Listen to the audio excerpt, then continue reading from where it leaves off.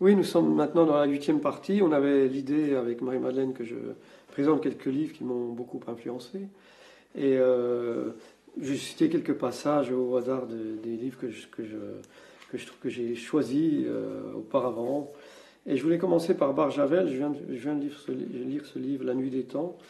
Et en introduction, à la fin de son introduction, il parle d'une femme qui était emprisonnée dans une sphère en or qui venait d'une ancienne civilisation avant la nôtre, bien avant la nôtre, qui était une civilisation très développée, qui a disparu.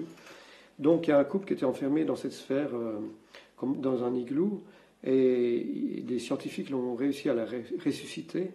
Et donc l'auteur, qui est un scientifique, parle de cette disparition de cette femme, puisqu'à la fin elle est décédée, et il dit « Je frissonne, jamais plus je n'aurai chaud dans mon sang et dans ma chair. » Et c'est un peu ce que je fais dans mon travail, c'est-à-dire que une fois qu'on a touché le bonheur, quand on aimait quelqu'un qui est très cher, que ce soit quelqu'un de la famille ou une amoureuse, comme ça, on veut toujours recréer ce moment. Et dans mon travail, je veux toujours recréer ce moment de bonheur, de félicité, de plénitude. Et je voulais citer ça en premier. Voilà. Là, on tombe sur Flaubert, La tentation de Saint-Antoine. Il y a tellement de passages qui sont surlignés. Je vais tâcher de choisir le plus petit. Et je dirais juste simplement, les âmes sorties de ce monde émigrent vers les astres qui sont des êtres animés. Et je vous recommande tout le livre, là j'ai des marque-pages partout. Flaubert, La tentation de Saint-Antoine, c'est vraiment un livre qui m'a marqué parce qu'au XIXe siècle, les artistes étaient complètement impressionnés par l'essor industriel et la déspiritualisation du monde. Et dans ce livre-là, il parle vraiment de tout ce qui était spirituel du temps de l'histoire antique.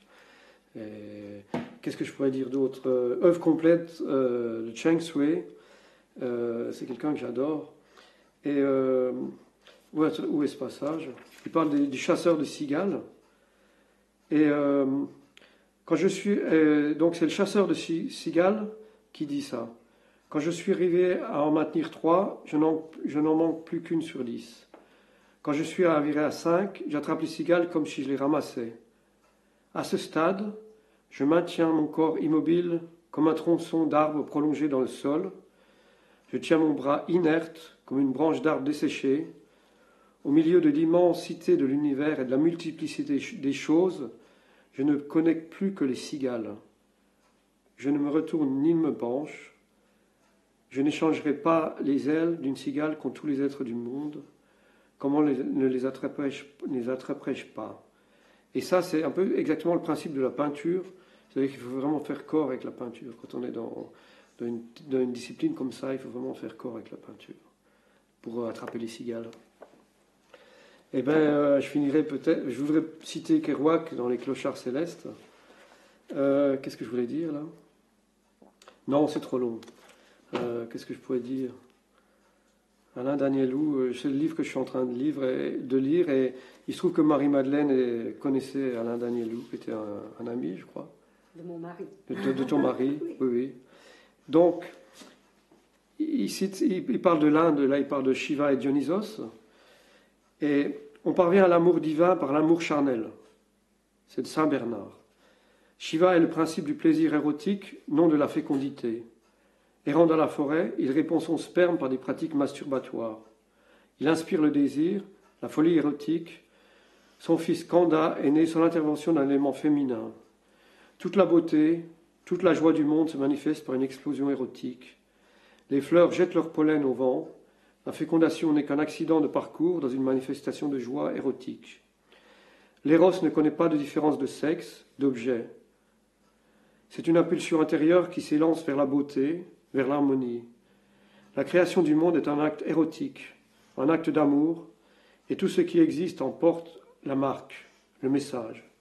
Tout est organisé dans les êtres vivants en fonction de cette expression de plaisir, de joie, de beauté, de bonheur, qui est la nature divine et secrète de tout ce qui existe.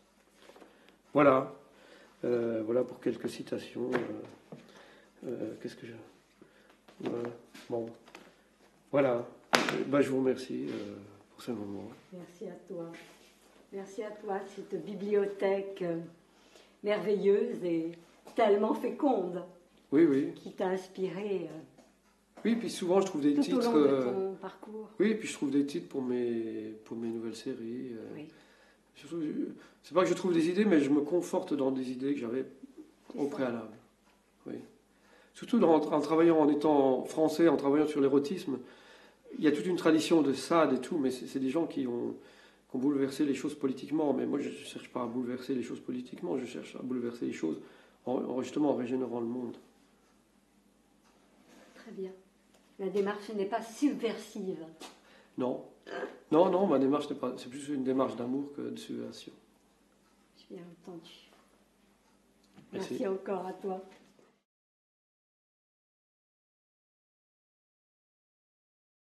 Le mot de la fin qui sera un mot de début, parce que nous sommes dans une aventure et une odyssée, une épopée même, et donc il serait totalement absurde de vouloir conclure, mais au contraire, c'est un voyage qui se poursuit. Et j'espère de manière la plus féconde possible ce que Jean-Pierre a pu nous montrer de merveilles de son travail récent. Et donc un élan incroyable pour nous tous qui l'aimons et qui adhérons à son travail.